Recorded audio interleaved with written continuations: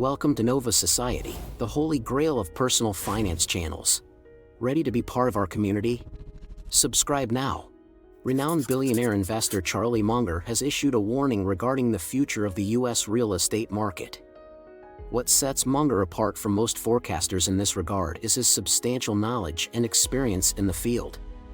Before gaining fame as the vice president of Berkshire Hathaway and serving as Warren Buffett's trusted confidant, Charlie Munger was actively engaged in real estate investment. Remarkably, Munger remains involved in real estate ventures to this day. One of the companies in which Munger has invested happens to be a major player in the ownership of apartment complexes in Southern California. This affiliation grabbed everybody's attention when Munger recently expressed his concerns about the current state of the real estate market.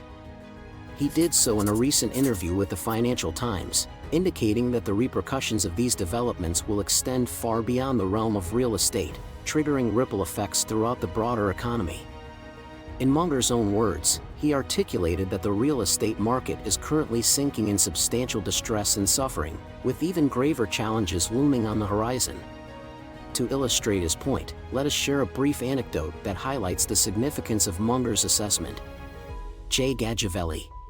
The Wall Street Journal recently conducted an investigative report on an individual named Jay Gagliardi, who is commonly known as a real estate syndicator. His business model is rather straightforward. He gathers funds from high-income or upper-middle-class individuals, creating a pool of capital that is subsequently used to acquire real estate properties. Gagliardi, in turn, receives a substantial portion of the property's profits as compensation, enabling him to generate income without putting any of his capital at risk. The story of Jay Gagliardi serves as a prime example of the trends observed in the real estate market in recent years. Before embarking on his real estate career, Gagliardi held a mid-level position in the IT sector. However, last year, his company owned a real estate portfolio valued at over $500 million, comprising more than 7,000 apartment units. Notably, he became one of the largest property owners in Houston, Texas, an impressive feat, considering that Houston ranks as the fourth largest city in the United States. At a superficial level, Gagliardi's investment strategy appeared to be simple and transparent. He would pool funds from investors, combine them with borrowed capital from banks, and utilize this capital to acquire distressed properties. These distressed properties typically featured numerous vacant units and required substantial renovations to bring their rental rates up to par with current market levels. It's a trap! However, despite the seemingly low-risk nature of this strategy, there was a significant challenge on the horizon: rising interest rates. To provide some context, the properties in question were not acquired through conventional mortgages, as is customary for individual home purchases in the United States. When purchasing a personal residence in the U.S., individuals often secure a 30-year fixed-rate mortgage, wherein the interest rate remains locked and does not fluctuate throughout the loan's duration. In contrast, the apartment buildings Gagliardi invested in were procured using what is known as bridge loans. Bridge loans. Bridge loans are typically designed for short-term use, primarily during the period when an apartment building is undergoing renovations and rental rates are being increased. What distinguishes these bridge loans and makes them considerably high-risk is their feature of a floating interest rate. In contrast to conventional fixed-rate mortgages, where the interest rate remains constant throughout the loan's term, floating-rate debt involves an interest rate that fluctuates by prevailing market rates. This dynamic can result in significant variations in the monthly payments required to cover the debt for the apartment building's owner. To illustrate with some figures, suppose a real estate syndicator secures a $30 million bridge loan to acquire a large apartment complex at a 2% interest rate. This would necessitate an annual interest payment of $600,000 to service this interest-only loan. However, if the interest rate were to surge to 8%, the annual interest expense would skyrocket by a factor of 4, reaching $2.4 million. To put this in perspective, consider the financial strain an average American would experience if their mortgage payment were to quadruple in just a matter of months. It would lead to rapid financial distress. Well, nobody's perfect.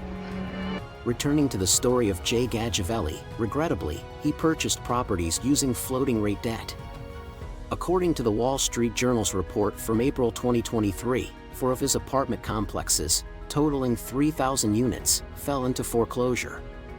Investors who had stakes in these properties faced complete losses. This represents one of the most significant collapses in commercial real estate since the Great Financial Crisis. It's important to note that Gagliavelli is just one of numerous real estate entrepreneurs in the U.S. known as syndicators, many of whom have encountered similar financial challenges and now own properties they can no longer afford. Up to this point, defaults of this nature have been relatively rare. Charlie Munger has expressed his belief that it's only a matter of time before the existing real estate troubles become even more widespread. In his own words, he said, "A lot of real estate isn't so good anymore. We have a lot of troubled office buildings, a lot of troubled shopping centers, and a lot of troubled other properties. There's a lot of agony out there." Munger's concerns aren't limited to investors and properties. He also highlighted the potential challenges that banks will face. During his interview with the Financial Times, Munger indicated that banks have experienced a significant number of troubled commercial property loans. In recent years, most of the major banks significantly reduced their lending to the real estate sector. As a result, smaller regional banks and credit unions stepped in to fill the lending gap. Presently, the majority of real estate lending is being carried out by these smaller lenders. These smaller lenders are the ones who will bear the brunt of the consequences when these properties eventually go into foreclosure. To put it simply, banks primarily function by loaning money. On the surface, their business model appears straightforward. Banks collect deposits from individuals and businesses and then lend out that money to borrowers. The aim is to generate a profit from the margin between the interest they pay to depositors and the interest they earn from lending out the funds. The business model. If you've ever dealt with a bank, you're probably familiar with this business model firsthand. You might earn a meager 0.1% interest rate on the funds in your checking account, but when you need to borrow money from a bank, you're charged a significantly higher interest rate, often around 7 or 8%. It doesn't take an expert to recognize the potential for substantial profits inherent in this business model. However, there's a fundamental assumption at the core of a bank's business model. They expect the individuals and businesses they lend money to will repay those loans. If this doesn't happen, the bank that issued the loan is left to absorb the financial loss. Now, returning to our example of a real estate syndicator, imagine a property was acquired at the peak of the market for $50 million, with $5 million coming from investors as equity and a $45 million loan from the bank. The real estate investor had a strategy to renovate the property and increase rents, ultimately boosting the property's value. Unfortunately, things took a turn for the worse. Rising interest rates, escalating construction expenses, and declining property values led to the project's failure. Consequently, the bank had to repossess the property as part of a foreclosure. To understand who incurred financial losses, this is an integral part of the equation: the capital stack. You need to grasp the concept known in real estate and investing as a capital stack. This term illustrates how a purchase is funded by combining a mix of debt and equity.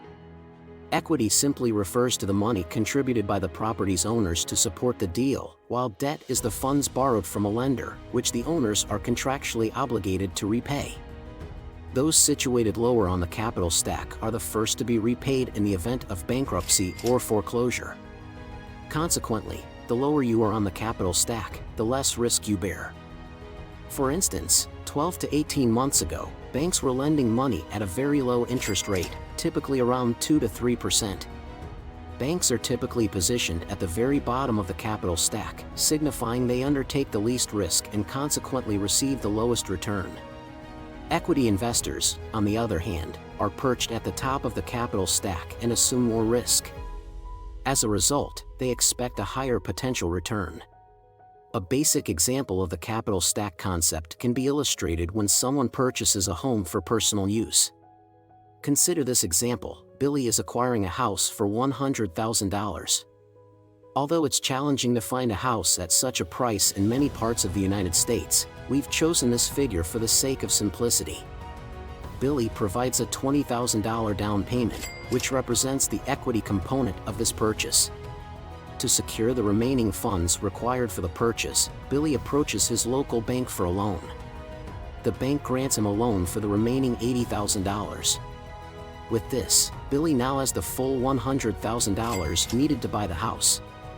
Let's examine the capital stack for this transaction. 20% of the purchase was funded through equity, while 80% was financed through debt. Billy's equity is situated atop the bank's debt in the capital stack. In investment terminology, the bank's debt is senior to Billy's equity. This means that in case of any problems, the bank must be repaid in full before Billy receives any returns. To clarify this concept further, imagine two empty glasses and a pitcher of water. The water in the pitcher represents the proceeds from selling the house. On the left, we have the bank's claim, and on the right, we have Billy's equity. If Billy defaults on payments, the bank's glass must be filled before a single drop of water reaches his equity glass. If there isn't enough water to fill the bank's glass, his equity glass remains empty. Let's attach some numbers to this theoretical scenario. If the house were sold for $90,000 tomorrow, the first $80,000 would go to the bank to satisfy their entire claim, and the remaining $10,000 would go to Billy. In the event of a sale at $80,000, the bank would be repaid in full, but Billy would receive nothing. However, what if things take a severe downturn? What if the real estate market crashes and the house Billy purchased for $100,000 is now worth only $50,000? This is where the situation becomes dire for the bank. In such a scenario, the bank sustains a significant loss. The $30,000 loss suffered by the bank represents nearly 40% of the loan amount. In a small-scale example like this, the bank's $30,000 loss is manageable. However, when it comes to commercial real estate, as highlighted in Charlie Munger's warning, the numbers become substantial and can escalate rapidly. Consider the implications if, instead of a $30,000 loss on a single-family home, there was a $30 million loss due to a foreclosure involving a large apartment complex or office building. Just a few such losses are sufficient to start causing significant pain for regional and community banks, which have become major players in the real estate lending market. In his Financial Times interview, Munger stated, "But trouble happens to banks just like trouble happens everywhere else. In the good times, you get into bad habits. When bad times come, they lose too much." Many banks and real estate investors developed bad habits during the recent boom times. Properties were acquired with substantial amounts of debt at inflated prices, relying on aggressive assumptions and favorable economic conditions for the deals to make sense. We've witnessed these bad habits, and now we're beginning to witness the consequences. Ripple effects. The ramifications of banks incurring losses will extend far beyond Wall Street, as evident from this visual representation. Approximately 70% of all real estate loans are held by banks outside of the top 25 largest institutions in the country. Consequently, it won't be giants like J.P. Morgan Chase or Bank of America suffering from the consequences of the commercial real estate market turmoil. Instead, it will be the local community banks that play a vital role in cities and towns across the United States. These community banks are indispensable for the economic growth of the regions they serve. When banks experience losses, their willingness and capacity to provide loans diminish, and this has far-reaching effects on the economy. Consider a small business owner in your hometown as an example.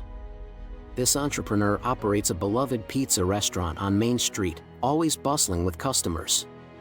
Given the success of this establishment, the owner decided to expand by opening a second location in a nearby city, just a 45-minute drive away. This new location seems promising, but there's a hurdle: the owner lacks the necessary funds to launch it. Opening a restaurant entails numerous expenses, including the down payment for the property, building renovations, equipment procurement, inventory purchase, and pre-opening employee training, among others. To open the second location, our business owner needs a loan from a bank. Given the relatively small size of the loan, the entrepreneur would likely approach a local community bank or credit union for financing. If the loan application is approved, numerous individuals and businesses stand to benefit. First and foremost, there are the new employees who will be hired at the second location. The new pizza shop will create multiple job opportunities in the local economy. Moreover, various contractors will receive payments for their services in preparing the building for the grand opening. Plumbers, electricians, painters, handymen, and other professionals will secure additional work thanks to the opening of this new location. Beyond blue-collar workers, white-collar professions such as real estate brokers, lawyers, and accountants will also experience increased business activity due to the new establishment. Additionally, numerous companies that manufacture the equipment required to operate the restaurant, such as pizza ovens, cookware, cutlery, tables, and chairs, will see increased demand for their products. This boost in economic activity will extend to suppliers across the globe. In essence, the opening of this restaurant promises to be a substantial blessing for the local economy. However, imagine a scenario where the local community bank denies the loan request, not because they lack faith in the entrepreneur or the business, but because they suffered significant losses from problematic real estate loans. In such a situation, all the individuals and businesses set to benefit from the restaurant's opening would be left disappointed. While this example is hypothetical, it mirrors countless real-life situations occurring across the United States. It underscores how trouble in the real estate market can create ripple effects throughout the broader economy. Only time will reveal whether this pattern unfolds across the nation. The real estate market has been volatile in recent years, with a notable surge in prices. Predicting whether a real estate crash will occur is challenging, but the potential for one is significant and can be unsettling. Therefore, it's advisable to exercise prudence in safeguarding your properties and be cautious when considering new real estate purchases. If you want to learn more about personal finance and generational wealth building strategies, visit our channel and subscribe for more enlightening videos to increase your wealth.